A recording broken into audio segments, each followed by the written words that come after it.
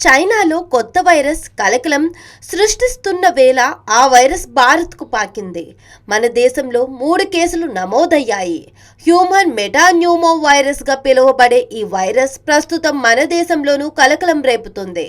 3 చిన్నారుల్లో గుర్తించినట్టు ICMR వెల్లడించింది.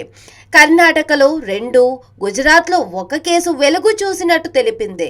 బెంగళూరులో 3, 8 నెలల చిన్నారులకు వైరస్ సోకింది.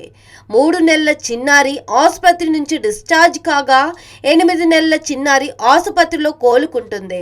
అహ్మదాబాద్లో మరో చిన్నారి హెచ్ఎంపీవీ వైరస్ లక్షణాలతో చికిత్స పొందుతుంది.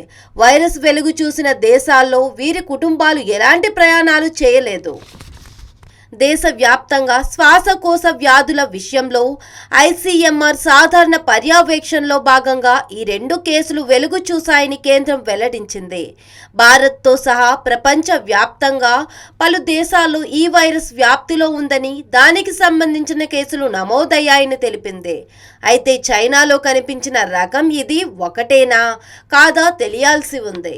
అసలు హెచ్ఎంపీవీ వైరస్ ఏంటి, ఎలా సోకుతుంది, ఎలాంటి జాగ్రత్తలు తీసుకోవాలో ఇప్పుడు చూద్దాం.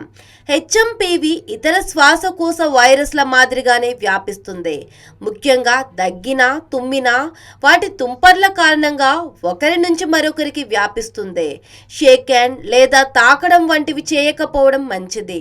కలుషితమైన ఉపరితలాలను తాకి అదే చేతితో నోరు, ముక్కు లేదా కళ్ళను తాకిన వైరస్ వ్యాపిస్తుంది. హెచ్ఎంపీవీని ఎలా నిరోధించాలంటే 1. చేతులను 20 సెకండ్ల పాటు సబ్బుతో తరచూ కడుక్కోవాలి. 2. చేతులు కడుక్కోకుండా ముఖాన్ని అంటుకోవద్దు. 3. రోగులకు దూరంగా ఉండాలి. 4. బొమ్మలు, టేబుల్స్, డోర్లను అంటుకుంటే తప్పకుండా చేతులు కడుక్కోవాలి. హెచ్ఎంపీవీ లేదా సాధారణ జలుబు లక్షణాలు ఉన్నవారు సాధారణ పరిశుభ్రత పద్ధతులను అనుసరించడం వలన వైరస్ వ్యాప్తి చెందకుండా నిరోధించవచ్చు. తుమ్మినప్పుడు లేదా దగ్గినప్పుడు తుంపర్లు చేరకుండా, వ్యాప్తి చెందకుండా నిరోధించడానికి టిష్యూ వాడాలి. కనీసం 20 సెకండ్ల పాటు సబ్బు నీటితో తరచుగా చేతులు కడుక్కోవడం వలన వ్యాప్తి చెందే ప్రమాదాన్ని తగ్గించవచ్చు. ఇతరులకు సోకే అవకాశాలను తగ్గించడానికి పాత్రలు, కప్పులు, ఇతర వ్యక్తిగత వస్తువులను ఒకరివి మరొకరు వాడొద్దు. అనారోగ్యంగా అనిపిస్తే వైరస్ ఇతరులకు వ్యాపించకుండా ఉండేందుకు ఇంట్లోనే ఉండి విశ్రాంతి తీసుకోవడం మంచిది.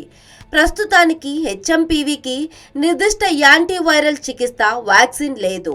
వ్యాధి సోకిన వారికి డాక్టర్ దగ్గరకు వెళ్లి చికిత్స తీసుకోవాలి. లక్షణాలను తగ్గించడం, రోగులకు దూరంగా ఉండడం వంటి జాగ్రత్తలు తీసుకోవాలి.